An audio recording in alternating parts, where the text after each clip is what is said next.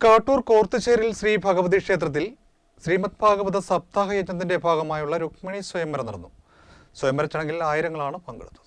കലവൂർ കാട്ടൂർ കോർത്തുചേരി ശ്രീ ഭഗവതി ക്ഷേത്രത്തിലെ 30ാമത് ശ്രീമദ് ഭാഗവത സപ്താഹ യജ്ഞം ആഗസ്റ്റ് 11 സമാപിക്കും. ഭാഗവതരത്നം തണ്ണീർമുക്കം സന്തോഷ് കുമാറാണ് യജ്ഞാചാര്യൻ. ക്ഷേത്രം മേൽശാന്തി മനു പ്രസാദ് ശാന്തികൾ രുക്മിണി സ്വയംവര ചടങ്ങുകൾക്ക് മുഖ്യ കാർമ്മികത്വം വഹിച്ചു. രുക്മിണി സ്വയംവരത്തിലും സ്വയംവര സദ്യയിലും ആയിരങ്ങളാണ് പങ്കെടുത്തത്.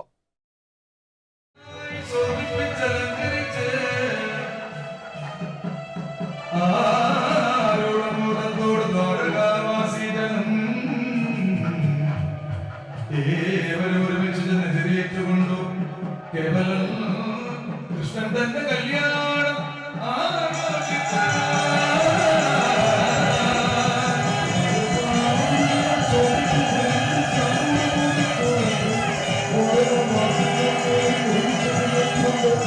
Yeah.